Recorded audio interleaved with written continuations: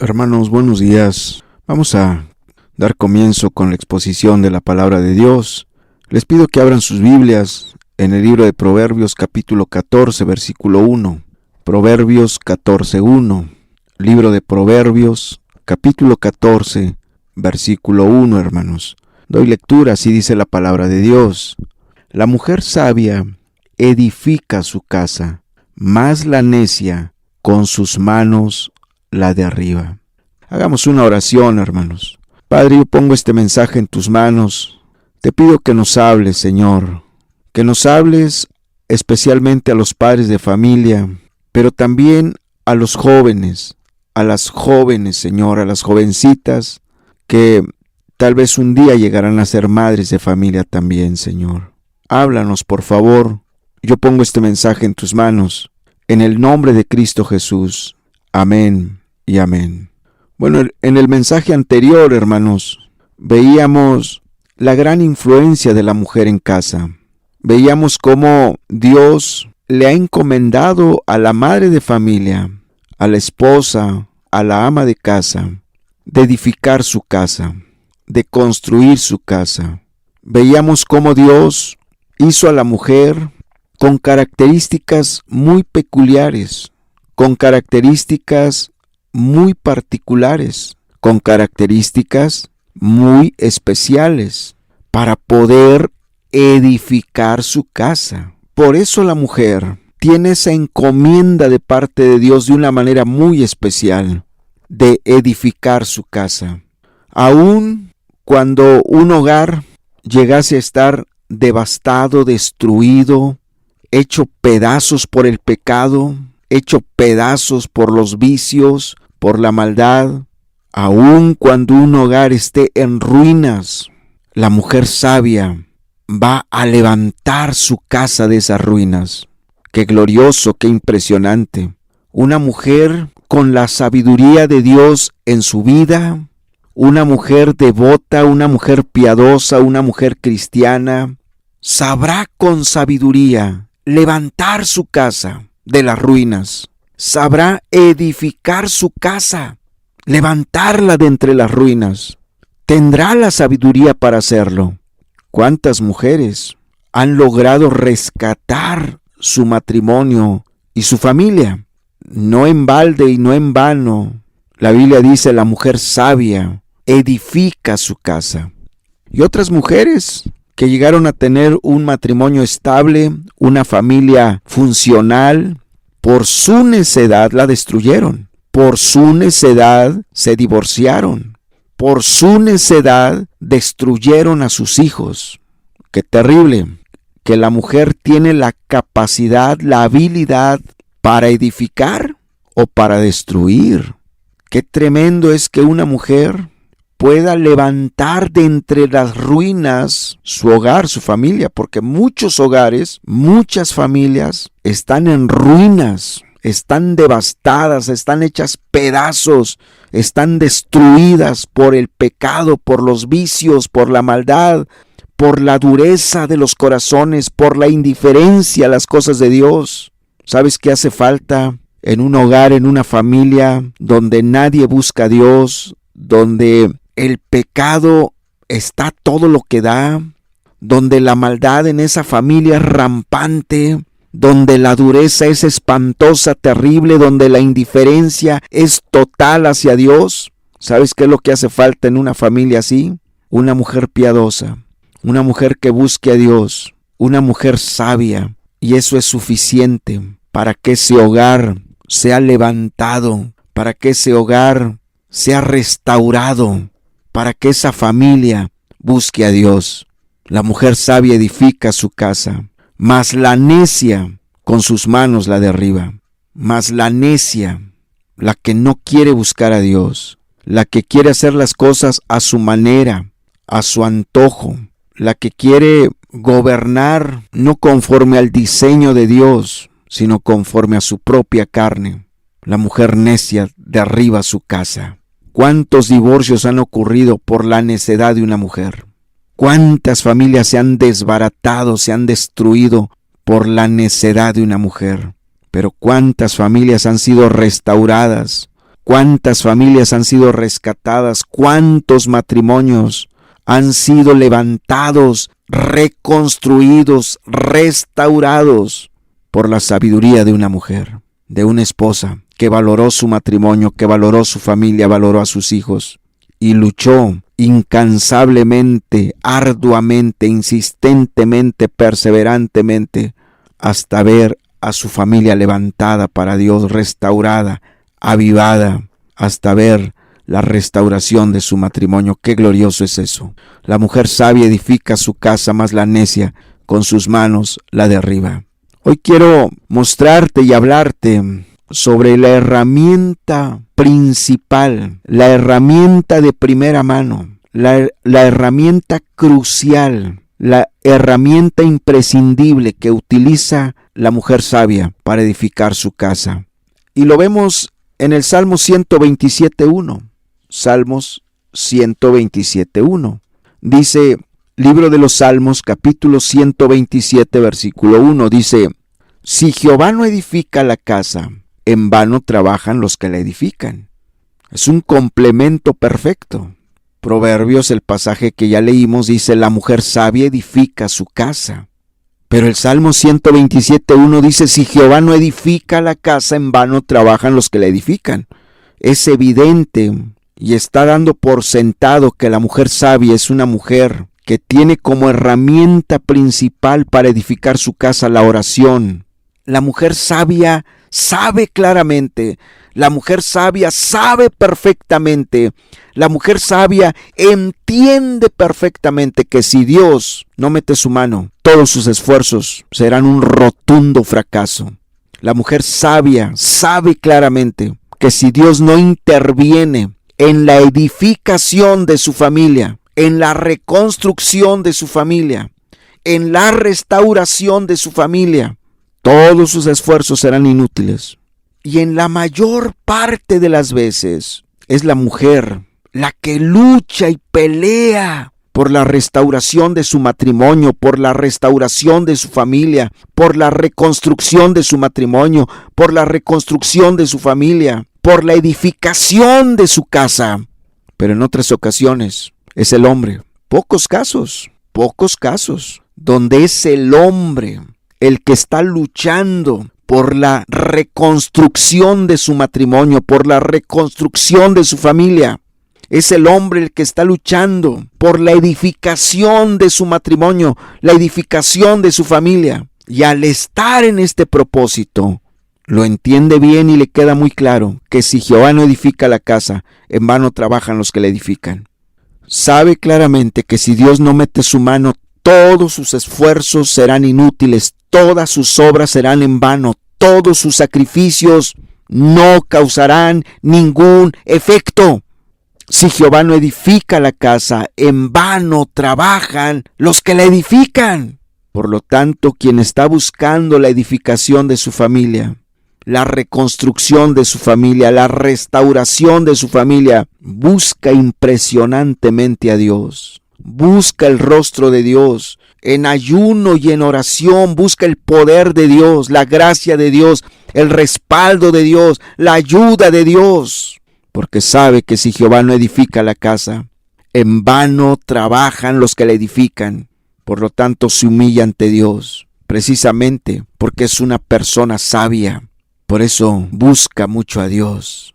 Quiero mostrarte algunos ejemplos de personas que fueron sabias al levantar a su casa, al levantar a sus hijos para Dios. Veamos en la práctica lo que es ser una persona sabia, una mujer sabia o un hombre sabio. El primer ejemplo ya lo hemos citado en los mensajes anteriores, pero no está de más, hermanos, volver a reflexionar en la actitud de estas personas. Éxodo capítulo 2, versículo 9 y 10. Éxodo 2, 9 y 10. Éxodo capítulo 2, versículos 9 y 10. Dice así: a la cual dijo la hija de Faraón: lleva a este niño y críamelo, y yo te lo pagaré. Y la mujer tomó al niño y lo crió. Y cuando el niño creció, ella lo trajo a la hija de Faraón, la cual lo prohijó. y le puso por nombre Moisés, diciendo, porque de las aguas lo saqué. El caso de Jocabed, hermanos, la mamá de Moisés, es un caso muy particular, muy especial. Y quiero decirte, querida mamá que me escuchas y querido papá que me escuchas, que Jocabed es una referencia obligada. Jocabed es una referencia obligada para quienes quieren ganar a su familia. Jocabed es una referencia obligada para quienes tienen carga por sus hijos y están buscando la salvación de sus hijos. ¿Por qué es una referencia obligada? Porque Jocabed, en primer lugar, sabía que el tiempo para criar a su hijo era muy corto. El tiempo para educarlo en los principios bíblicos. El tiempo para instruirlo en los mandamientos de Dios era muy corto. El tiempo para enseñarle los caminos de Dios era demasiado corto. El tiempo para que él tuviera una experiencia vivencial con Dios era muy corto.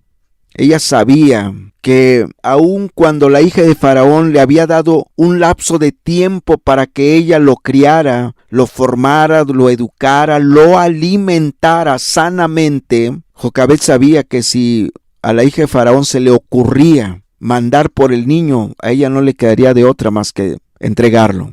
Por lo tanto, Jocabed, estando consciente de el corto tiempo que tenía para educar, para instruir, para enseñar a su hijo, para cimentarlo en los principios bíblicos, era muy corto. Se dedicó con esmero, con esfuerzo, a enseñarle con urgencia lo que ella sabía que iba a marcar su vida. Oh, queridos papás, querida madre de familia, si tan solo tú supieras que el tiempo que tienes para instruir a tu hijo en los caminos de Dios, para educar a tu hijo en los caminos de Dios, para enseñarle a tu hijo las cosas de Dios, si tan solo tú supieras que el tiempo que tienes para llevar a tu hijo a una experiencia vivencial, a una experiencia real con Dios, es muy corto. Tú te consagrarías a Dios e invertirías el máximo tiempo posible a la vida de tus hijos. Si no aprovechas toda su niñez hasta los 10 o 12 años, habrás perdido mucho y después será muy difícil. Entrando a la adolescencia, la etapa de la rebeldía, va a ser muy difícil que ganes el corazón de tu hijo y sobre todo que lo lleves a una experiencia con Dios, que tu hijo se llegue a enamorar de Dios. Todo eso se trabaja, todo eso se hace durante la niñez. Dice, instruye al niño en su camino y aun cuando fuere viejo, no se apartará de él. Es específica la Biblia que es durante la niñez. La niñez a veces dura hasta los 10 años y cuando mucho dura hasta los 12 años. De ahí entran a la etapa de la adolescencia. Y se complican las cosas. Por eso Dios es muy sabio y dice, instruye al niño en su camino. Te está diciendo que mientras tu pequeño es un niño, te debes dedicar a él a enseñarle las cosas de Dios. Dejas pasar ese tiempo y ve cuánto joven que va a la iglesia son indiferentes a lo de Dios. Cuánto joven que de pequeños los llevaban a la escuela dominical, estaban en la clase de los niños, hoy son impíos. Son mundanos, son hipócritas, son inmorales. Hoy no quieren nada con Dios. Y Jocabed sabía que el tiempo que tenía para educar, instruir, guiar y cimentar a Moisés en los caminos de Dios, en los principios bíblicos, era muy corto. Por lo tanto, se aplicó diligentemente. ¿Por qué se aplicó? ¿Por qué Jocabed puso todo su esmero y su esfuerzo por cimentar a su hijo en los principios bíblicos? Porque Jocabed estaba consciente que pronto su hijo se enfrentaría a un imperio de maldad, a un imperio de pecado impresionante, a una impiedad y a una inmoralidad rampante. ¿Tú crees que esto no lo angustiaba? ¿Tú crees que esto no lo afligía? Jocabed sabía que la adolescencia de su hijo Moisés, la juventud de su hijo Moisés, la viviría en medio de una familia sumamente impía. Jocabed estaba consciente que la adolescencia y la juventud de su hijo Moisés la viviría en medio de una familia multimillonaria y poderosísima políticamente hablando. Jocabed sabía que su hijo Moisés pasaría la adolescencia, viviría la adolescencia y la juventud en medio de una familia que no conocían a Dios, que no tenían temor de Dios, que sus creencias eran paganas, que sus creencias eran idólatras. Jocabed sabía que su hijo Moisés se enfrentaría a una maldad sin precedente, a una maldad rampante, y que Moisés corría el gran riesgo, el gran peligro de ser arrastrado por los placeres de los egipcios, por las diversiones de los egipcios. Jocabed sabía que Moisés corría el gran peligro de ser deslumbrado por las banalidades de los egipcios, por el dinero de los egipcios, por todas las diversiones y todos los placeres de los egipcios. Por lo tanto, Jocabed se dio a la tarea de hacer lo que a ella le competía, de instruir a su hijo, de educar a su hijo en los caminos de Dios, de cimentar a su hijo en los principios bíblicos, de enseñarle a su hijo el temor de Dios. Pero también Jocabed, sabiendo que si Jehová no edifica la casa, en vano trabajan los que la edifican, invirtió horas de oración, días enteros de oración por Moisés, sabiendo a todo lo que se iba a enfrentar, sabiendo a la ola de maldad, a la impiedad rampante a la que se iba a enfrentar. Dedicó días de ayuno, horas de clamor, de ruego, de súplica, de lágrimas incesante por su hijo, porque ella estaba consciente a dónde iba su hijo, dónde iba a vivir su hijo, a lo que se iba a enfrentar su hijo. Y eso la llevó a clamar, a orar, a buscar a Dios, a pedirle a Dios que interviniera. Tal vez le decía a Dios: si tú no metes tu mano, si tú no intervienes, todos mis esfuerzos son inútiles, son en vano. ¿Cuánto le rogó a Dios su intervención? ¿Cuánto le rogó a Dios su ayuda, su apoyo, su respaldo, su poder, su gracia, su temor sobre el corazón de Moisés? Oh, cuántas mamás en este tiempo duermen.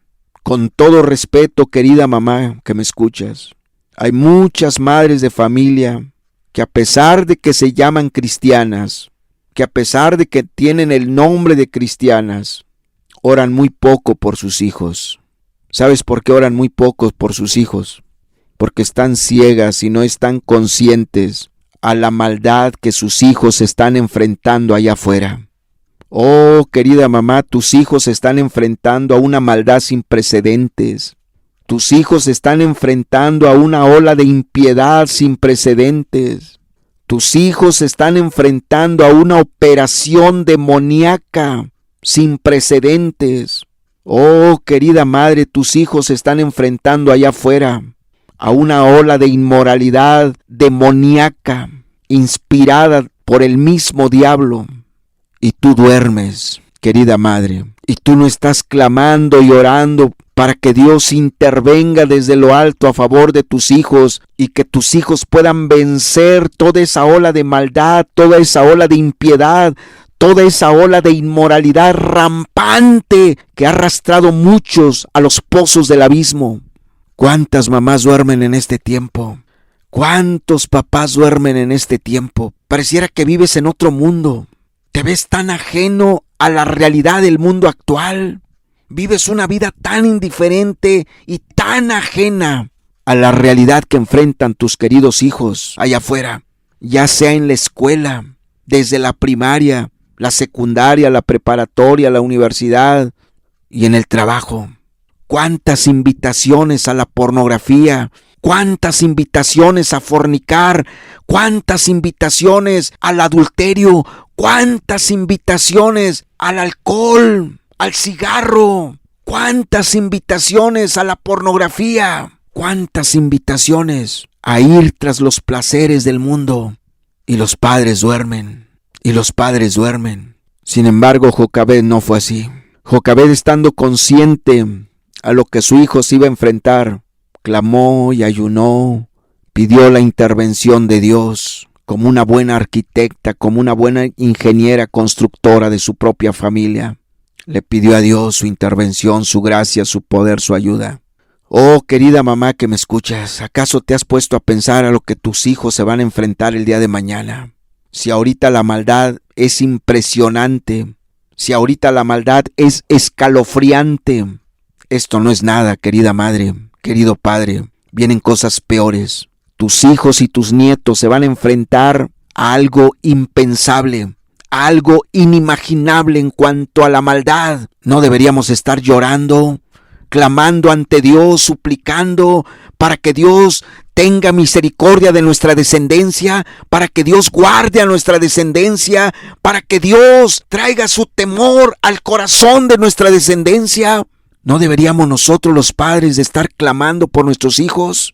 ¿Qué acaso no vemos? ¿Qué acaso estamos tan ciegos que no vemos la maldad que impera en este tiempo? Una operación demoníaca espantosa y terrible. Y esto se va a poner peor. Y esto se va a poner peor. Y muchos padres durmiendo en sus laureles. Y muchos padres viviendo en sus pecados. Practicando sus pecados. Oh, ¿por qué eres tan egoísta, querida mamá, querido papá? En lugar de estar viviendo en tus pecados, practicando tus pecados, ¿por qué no te arrepientes y te sacudes el polvo de tus maldades y te conviertes a Dios y peleas a favor de tus hijos y buscas a Dios para que Él intervenga a favor de tus hijos? ¿Cuántos padres ciegos en este tiempo? No te importa el alma de tus hijos. No te interesa el alma de tus hijos. Oh, cuántos padres tan egoístas que no quieren batallar con sus hijos. Ellos no quieren edificar su casa. Ellos quieren que otros les edifiquen su casa. Ellos quieren que otros les edifiquen a sus hijos, les enseñen la palabra de Dios a sus hijos, les instruyan en los caminos de Dios a sus hijos. Ellos quieren que otros cimienten el temor de Dios en el corazón de sus hijos. Ellos quieren que otros lleven a sus hijos a una experiencia vivencial con Dios. Por eso muchos padres que en lo económicamente pueden pagar una colegiatura, buscan arduamente, buscan fervientemente una escuela cristiana, un colegio cristiano, porque ellos no quieren hacer el trabajo. Y creen que el colegio cristiano, la escuela cristiana es garantía de que esos hijos van a estar bien. Ellos creen que el colegio cristiano es la solución, es la respuesta, es la salida para que sus hijos no sean arrastrados por la ola de maldad y de impiedad que está arrasando este mundo. Querida mamá, querido papá, no importa que metas a tus hijos a una escuela cristiana o a un colegio cristiano. De hecho, los testimonios y la experiencia dicen que sirven de muy poco las escuelas cristianas, sirven de muy poco los colegios cristianos.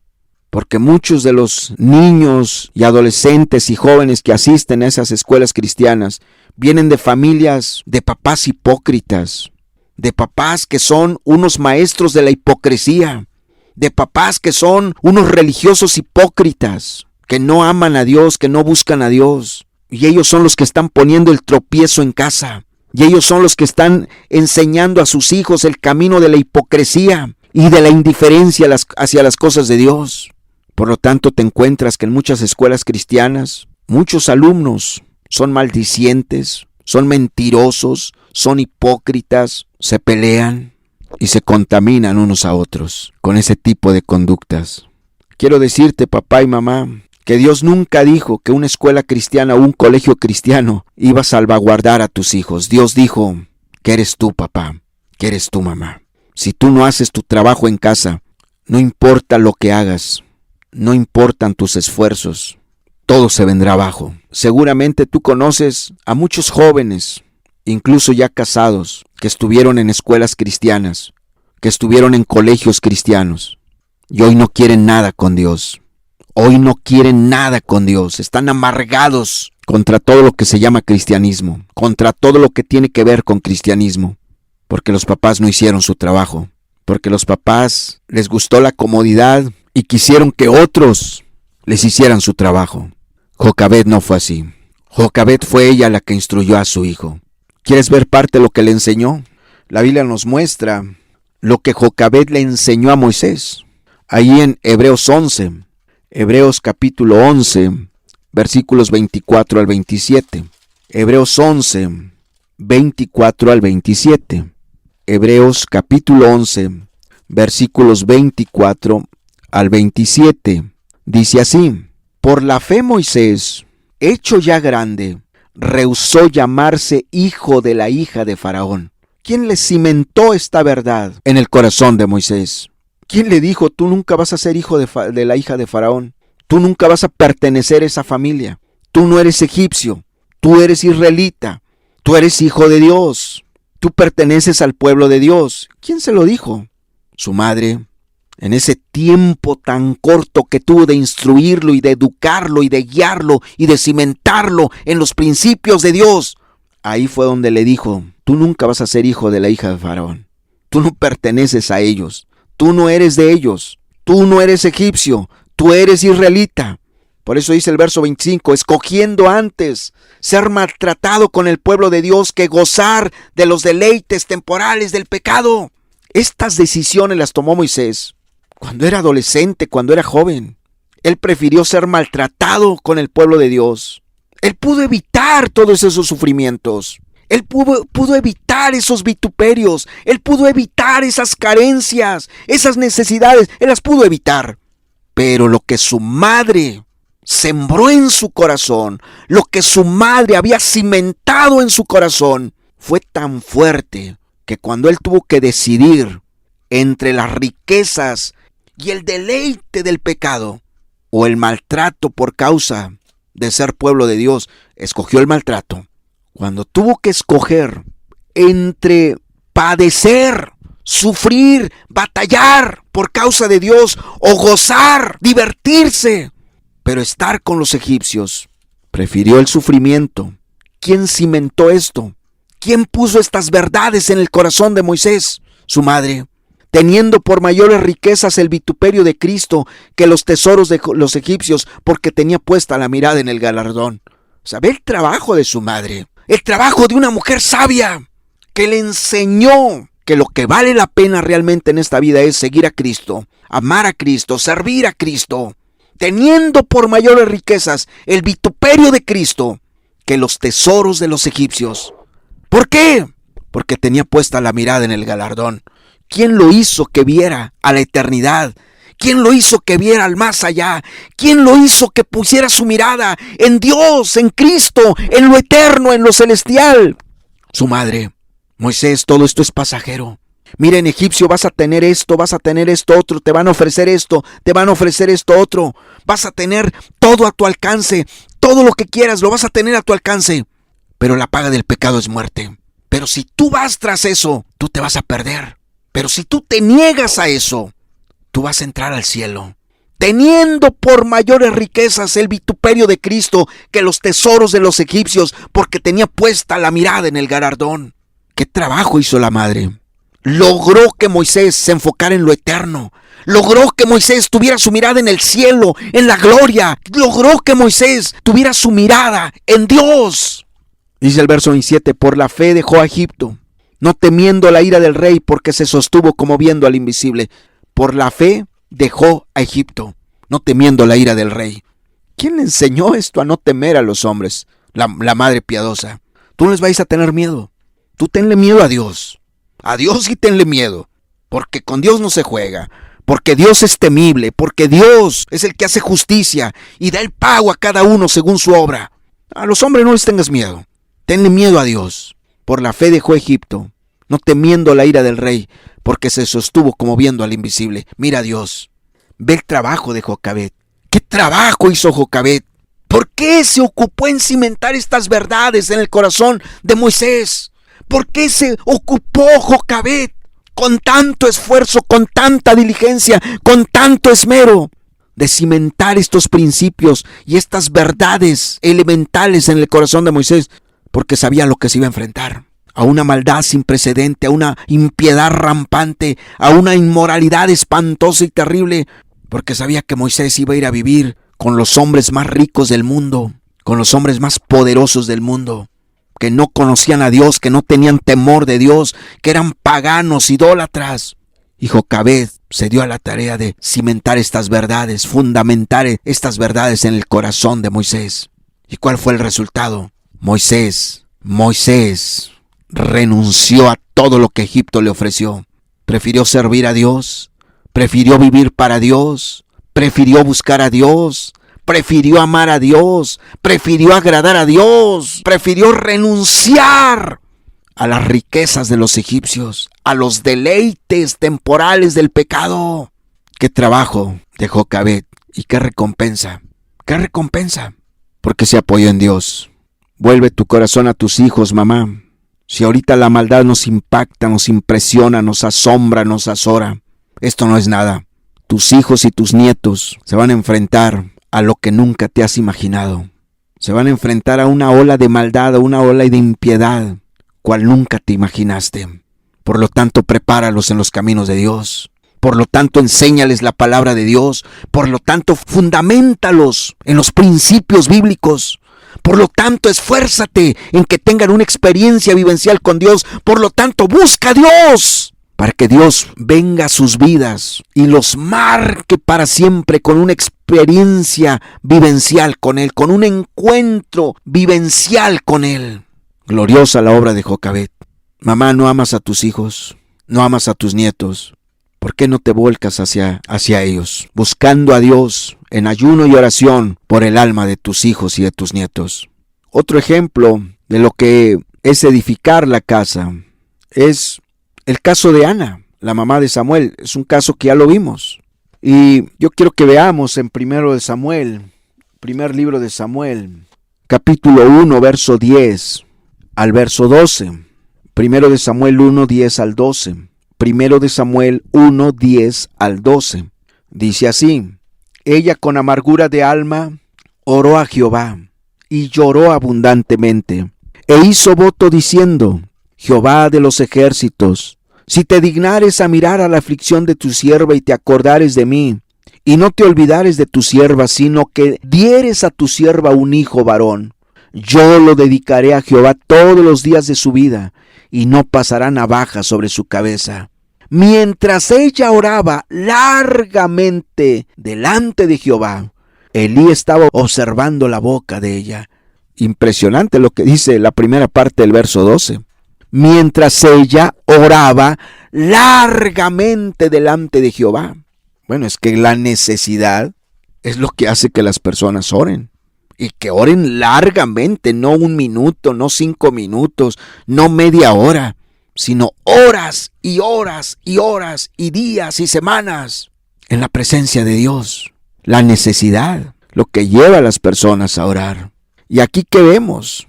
Bueno, Ana era estéril. Y la esterilidad en el Antiguo Testamento era considerada como una maldición. Pero ve el corazón de Ana. Ella sabía y entendía que la esterilidad en ese tiempo era considerada como una maldición. Pero ella no se resignaba a vivir con esa maldición. Ella no se resignaba a vivir con ese vituperio. Ojalá y así haya mujeres que no se resignan a vivir bajo maldición, pero no porque sean estériles, porque hoy, a la luz de la Biblia, pues ya no se considera la esterilidad como una maldición. Pero sin embargo, hay otras maldiciones en las familias, hay otras maldiciones en los matrimonios, hay otro tipo de maldiciones en las vidas de una familia. Y Ana no se resignó a vivir con esa maldición. Ojalá y tú, hermana que me escuchas, no te resignes a vivir con la maldición que es la impiedad de tus hijos, la hipocresía de tus hijos, la amargura de tus hijos y de tu marido. Ojalá y tú tampoco te resignes a vivir con esas maldiciones. El pecado es una maldición. Los vicios son una maldición. La inmoralidad es una maldición. La fornicación es una maldición. El adulterio es una maldición. La pornografía es una maldición que devasta las familias, las destruye, las hace infelices. Y ojalá y tú, como Ana, no te resignes a vivir con una maldición o con esas maldiciones. Ana no se resignó. Ana no se resignó a vivir con esa maldición y buscó a Dios y se humilló ante Dios y derramó su alma delante de Dios y oró largamente delante de Dios para que Dios le quitara esa maldición. Ojalá y seas como Ana.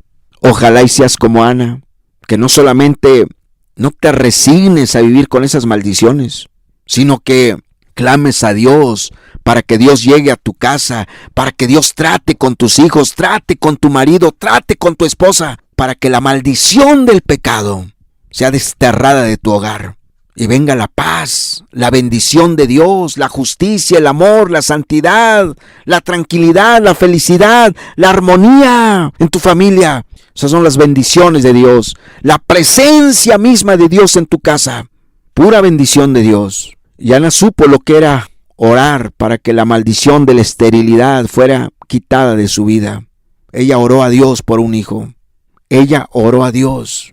Y sabes que en su oración, ella hizo voto, dice el verso 11, e hizo voto diciendo: Jehová de los ejércitos, si te dignares a mirar a la aflicción de tu sierva, y te acordares de mí, y no te olvidares de tu sierva, sino que dieres a tu sierva un hijo varón, yo lo dedicaré a Jehová todos los días de su vida, y no pasará navaja sobre su cabeza. Ve el pacto que hizo. Ve el voto que hizo Ana. Ve el voto que hizo, el compromiso que hizo Ana con Dios. ¿Cuál fue el voto que hizo? ¿Cuál fue el compromiso que hizo? Si tú me quitas esta maldición de esterilidad, y me das un hijo varón, yo lo voy a dedicar a ti. Es que cuántas mujeres quieren un milagro de Dios en sus familias, cuántas mujeres quieren un milagro de Dios en sus matrimonios, y también hombres. También muchos hombres quieren un milagro de Dios en sus familias, quieren un milagro de parte de Dios en su matrimonio. Lo que no están dispuestos es a hacer voto. Lo que no están dispuestos es a hacer un compromiso verdadero con Dios. Y si no hay compromiso con Dios, olvídate de tus peticiones. Si no hay un compromiso con Dios, olvídate de tus peticiones que le estás haciendo a Dios. Porque Dios responde a gente comprometida. Dice: deleítate a sí mismo en Jehová y Él te concederá las peticiones de tu corazón. O sea, vive una vida comprometida con Dios y Él va a concederte los deseos de tu corazón. Ana hizo un compromiso. Yo te digo algo, hermana, hermano. ¿Quieres la intervención de Dios? ¿Deseas la intervención de Dios? Es un compromiso con Él, de vivir para Él, de pelear por tu familia, de no descansar, de no rendirte, hasta no ver tu casa levantada. Esa es la mujer sabia. Por eso Ana fue una mujer sabia, porque ella se comprometió con Dios. Ella hizo un compromiso con Dios. Dios quiere gente comprometida. Dios espera gente comprometida. Gente comprometida es la que le es útil. Gente comprometida son con los que Él cuenta. Son con las personas que Él cuenta. Él no cuenta con personas que no han adquirido un compromiso con Dios. Y Ana hizo un compromiso. ¿Qué compromiso hizo? De dedicarle a su hijo a Dios. De dedicarle a su hijo a Dios. Impresionante. Ana todavía no tenía a su hijo, ni siquiera estaba embarazada. Aún estaba la esterilidad sobre su vida. Aún ella estaba estéril, pero sin embargo, impresionante que ella ya tenía una meta para su hijo. Ya tenía visión para su hijo. Ya tenía propósitos definidos para su hijo. Que su hijo buscara a Dios, sirviera a Dios, viviera para Dios. ¿Cuántas mujeres se casan con la ilusión de tener un hijo? Hombres llegan al matrimonio, llegan al altar diciendo: yo quiero un hijo. Y ciertamente tienen metas para los hijos que vendrán. Pero las metas que tienen para con sus hijos son meramente terrenales. Y no son metas malas, pero son terrenales. Yo quiero que mi hijo sea doctor. Yo quiero que mi hijo sea ingeniero. Yo quiero que mi hijo sea científico. Yo quiero que mi hijo sea empresario. Yo quiero que mi hijo nos saque de la pobreza. Muchas mujeres y muchos hombres, papás y mamás, tienen metas para sus hijos, pero son metas terrenales. Qué triste. Y su alma, la meta y la visión que Ana tuvo para su hijo, que Ana se trazó para su hijo, fue: que mi hijo sirva a Dios, que mi hijo viva para Dios, que mi hijo busque a Dios, que mi hijo agrade a Dios, que mi hijo sea un instrumento en las manos de Dios. Querida mamá, querido papá, las metas terrenales las alcanzan los impíos también, pero las espirituales no. ¿Qué visión tienes para tu hijo, mamá? ¿Qué visión? Yo te pregunto, ¿y si tienes una visión espiritual para tu hijo, para tu hija, te estás aplicando en ello? ¿Cuánto tiempo estás invirtiendo en alcanzar esa meta espiritual para tu hijo? No que no vaya a tener metas terrenales, no son malas en sí, pero si vive solo para lo terrenal, cuando se muera se va a ir al infierno. Y tú habrás tenido la culpa, mamá y papá, porque no te fijaste metas espirituales para tu hijo. Y dice la Biblia que Ana cumplió sus votos a Dios. Ahí en 1 de Samuel 1, 27 y 28. 1 de Samuel 1, 27 y 28. 1 de Samuel 1, 27 y 28 dice: por este niño oraba, y Jehová me dio lo que le pedí. Yo pues lo dedico también a Jehová todos los días que viva. Será de Jehová, y adoró allí a Jehová. Le cumplió a Dios. Cumplió su pacto, cumplió su voto, cumplió su promesa. Llevó al niño al templo. Llevó el niño para que ahí se quedara. Para que desde pequeño empezara a buscar a Dios y se relacionara con Dios. Y buscara a Dios y sirviera a Dios. Pero ¿sabes una cosa? Ana, al igual que Jocabed, Ana estaba consciente de la condición espiritual que en ese momento atravesaba Israel. Ana sabía que Elí era un sacerdote, era un líder religioso, era un ministro, era un predicador, era un pastor tibio, mundano, hipócrita. Ana sabía que los hijos de Elí, aunque eran sacerdotes, o sea, ministros, pastores, predicadores, líderes, pero eran muy impíos, muy impíos. Lo dice la palabra. Ahí en 1 de Samuel, capítulo 2, versículo 12. Ahí en 1 de Samuel 2:12 dice: los hijos de Elí eran hombres impíos y no tenían conocimiento de Jehová. Esto lo sabía Ana, que estos sacerdotes que eran hijos de Elí eran impíos. Particularmente tenían pecados sobresalientes, pecados escandalosos que continuamente practicaban. Era la avaricia, el materialismo y el adulterio. La inmoralidad sexual, la avaricia, el materialismo y el adulterio. Y Ana, al saber de la conducta de Elí como el sacerdote principal y de sus hijos como los sacerdotes del pueblo, pues le preocupó. Le preocupó la situación de su hijo. Le preocupó quiénes iban a estar educando a su hijo, quiénes iban a ser los maestros de su hijo. Líderes hipócritas, líderes impíos, líderes adúlteros, líderes avariciosos, líderes materialistas, líderes inmorales, líderes ladrones. Por lo tanto, Ana sabía y estaba consciente que Samuel corría un potencial riesgo de ser arrastrado por la impiedad religiosa de los impíos. Ana sabía que Samuel se podía convertir en un religioso impío también como los hijos de Elí. Ana sabía que Samuel, su hijo, se podía convertir en un religioso hipócrita, en un religioso mundano, en un religioso adúltero. Ana sabía que su hijo corría el riesgo de ser arrastrado por la impiedad de los religiosos. Por lo tanto, ¿cuánto oró Ana por Samuel? ¿Cuánto no invirtió en oración ante la presencia de Dios por su hijo Samuel? Ana sabía claramente: si Jehová no edifica la casa, en vano trabajan los que la edifican. Oh, cuántas lágrimas de Ana por Samuel. Cuántos ayunos de Ana por la vida de su hijo Samuel. Cuánto clamor, cuánto ruego, cuánta intercesión, cuánto clamor, cuánta súplica de Ana por su hijo Samuel, pidiéndole a Dios su intervención, pidiéndole a Dios su gracia, pidiéndole a Dios su ayuda, pidiéndole a Dios que Dios cimentara su temor en el corazón de Samuel, que Dios lo alumbrara, que Dios avivara su temor en el corazón de Samuel. La mujer sabia edifica su casa, mas la necia con sus manos la derriba. Esa es la mujer sabia, que ve a lo que su hijo se va a exponer, que ve a lo que su hijo se va a exponer y va a clamar por él, va a orar, va a pedirle a Dios. Seguramente Ana no solamente oró, También le enseñó el temor de Dios, le enseñó los mandamientos de Dios, le habló y le enseñó sobre la santidad de Dios, le habló y le enseñó sobre la justicia de Dios, le habló sobre lo sagrado que es el ministerio.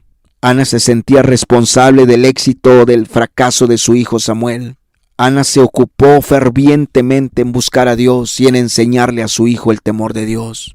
Ana se ocupó fervientemente en la oración por su hijo, pero también se ocupó fervientemente en enseñarle la palabra de Dios, los principios fundamentales de la vida cristiana a su hijo Samuel. ¿Cuál fue el resultado? ¿Cuál fue el resultado? Ahí lo vemos, 1 de Samuel 2:18, 1 de Samuel 2:18, 1 de Samuel 2:18. Y el joven Samuel ministraba en la presencia de Jehová, vestido de un efod de lino. Aquí ya ves a Samuel ministrando en la presencia de Jehová. Verso 21, dice, y visitó Jehová a Ana, y ella concibió y dio a luz 3 hijos y 2 hijas. Y el joven Samuel crecía delante de Jehová. Aquí lo ves, ya madurando y agarrando experiencia en las cosas de Dios, caminando con Dios, buscando a Dios. Verso 26, y el joven Samuel iba creciendo y era acepto delante de Dios y delante de los hombres.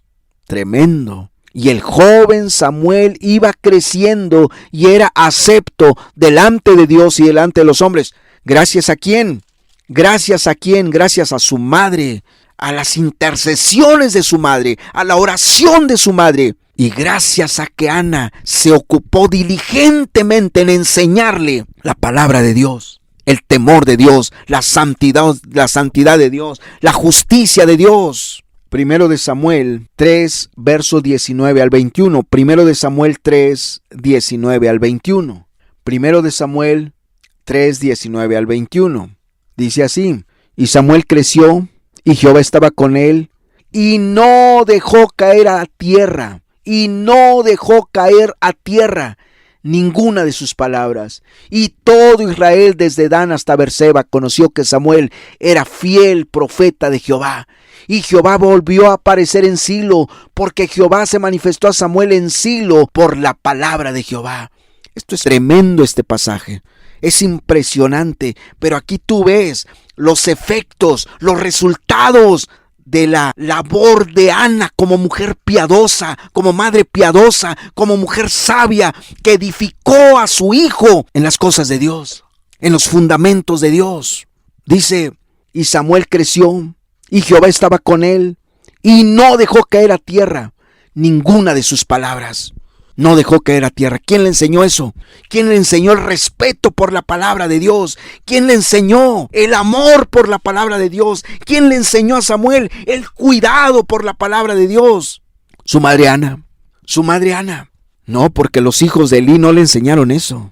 Elí mismo eso no se lo enseñó. Porque ellos mismos, Elí y sus hijos, como sacerdotes, pisoteaban la palabra. Se burlaban de la palabra, menospreciaban la palabra. Por lo tanto, Samuel no pudo haberlo aprendido de ellos. Samuel lo aprendió de su madre Ana. No dejes caer a tierra ninguna de las palabras de Jehová. Toma en cuenta la palabra de Dios, respeta la palabra de Dios, valora la palabra de Dios, guarda la palabra de Dios, atesora la palabra de Dios, obedece la palabra de Dios. Todo eso, ¿quién se lo enseñó? Ana, su madre. ¿Por qué se aplicó tanto Ana en instruir a su hijo en la palabra, en orar por su hijo? A causa de los falsos líderes, a causa de la impiedad de los líderes. Ella se dedicó a enseñarle a su hijo el temor de Dios, la santidad de Dios, la justicia de Dios. Oh, hermanos y hermanas, ¿por qué debes orar fervientemente por tus hijos? ¿Y por qué debes enseñarle la palabra de Dios? El respeto por la palabra de Dios, el amor por la palabra de Dios, la obediencia a la palabra de Dios, estar sujeto a la palabra de Dios. ¿Por qué? Porque la apostasía que hoy estamos viviendo no es nada lo que viene. La apostasía mundial en el cristianismo que hoy estamos viviendo no es nada a lo que viene. Vienen cosas inimaginables, vienen cosas impensables. Por lo tanto, nuestros hijos necesitan estar cimentados en la palabra de Dios. Nuestros hijos tienen que tener claro que la palabra de Dios es la máxima regla de fe, de autoridad y de conducta. Que tienen que amar la palabra, vivir conforme a la palabra, obedecer la palabra, sujetarse a la palabra, valorar la palabra, atesorar la palabra de Dios. ¿Quién hace esa labor? La mujer sabia, la mujer piadosa. Oh, hermanos y hermanas, Jocabed, sabiendo que Moisés iba a enfrentar a una impiedad rampante, oró por su hijo y le instruyó en el camino de Dios. Ana, sabiendo que se iba a enfrentar su hijo Samuel a una impiedad religiosa, a una apostasía espantosa que lo podía arrastrar, oró ferviente por él y lo instruyó en la palabra de Dios. No importa cómo el mundo se ponga, hermanos y hermanas, no importa cómo el mundo se ponga, si tan solo las madres vuelven su corazón hacia sus hijos, si tan solo los padres vuelven su corazón hacia sus hijos van a ser guardados de la ola de maldad. Sus hijos van a amar a Dios en medio de un mundo podrido, en medio de un mundo maligno, en medio de un mundo depravado, en medio de un mundo putrefacto de maldad. Tus hijos van a buscar a Dios, van a amar a Dios, se van a guardar de este mundo sin mancha, se van a guardar del pecado. La clave está en que las madres se conviertan en mujeres piadosas, que amen a sus hijos, que velen por sus vidas, que oren por ellos, que los instruyan en el camino de Dios. La solución a un mundo que convulsiona en su pecado, la solución a un mundo que convulsiona en su maldad, es madres piadosas, madres y padres piadosos, que tomen la carga por sus hijos, que tomen la carga por sus hijos, madres que se carguen por sus hijos y que quieran hacer la labor en el corazón de sus hijos. Oh, mamá, tú eres la solución a tus hijos. Tú eres la respuesta. Dios dice: la mujer sabia edifica su casa, mas la necia con sus manos la derriba. Escucha el llamado de Dios, mamá. Tienes un alma eterna en tus manos. Tú vas a responder por esa alma eterna. Tú, mamá, también tú, papá, tú vas a responder por esa alma. Si tu hijo es arrastrado por la ola de maldad, por el pecado, por los placeres de este mundo, tú vas a responder ante Dios. Cárgate por tu hijo, ora por él e instrúyelo en la palabra de Dios. Instrúyelo en los mandamientos de Dios, instrúyelo en los principios bíblicos. Fundamenta la palabra de Dios en el corazón de tu hijo. Fundamenta a tu hijo en la palabra de Dios. No dejes pasar más tiempo. No dejes pasar más tiempo. Sé como Jocabed, sé como Ana. Y hay muchos ejemplos más. Pero estos son suficientes para mostrarnos y decirnos cuál debe ser tu comportamiento, cuál debe ser tu actitud, cuál debe ser tu proceder, qué es lo que Dios ha encomendado, qué es lo que Dios está esperando de ti. Lo vas a hacer, lo vas a hacer. Cierra tus ojos, hagamos una breve oración. Padre, yo te doy gracias. Gracias, Señor, por esta palabra. Gracias por estos momentos, Señor. Levántate, mujeres piadosas. Levántate, mujeres piadosas. Mujeres que edifiquen su casa. Mujeres con la carga del Espíritu por sus familias, Señor. Pero también levántate a padres, a papás así, Señor. Muchos esposos, muchos maridos, su matrimonio está en ruinas, está hecho pedazos, está devastado.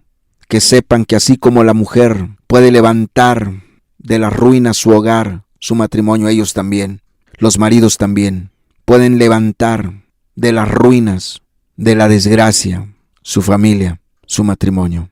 Carga a los papás por el alma de los hijos. Carga el corazón de los padres, Señor, por favor. Yo los pongo delante de ti, Señor. Los pongo delante de ti, que puedan orar y clamar y buscar tu rostro. Que así sea, Señor, que así sea. Amén y amén, Señor. Eso es todo, hermanos. La reunión está concluida. Si Dios permite, nos vemos el próximo domingo, hermanos. Hasta entonces, que Dios los bendiga.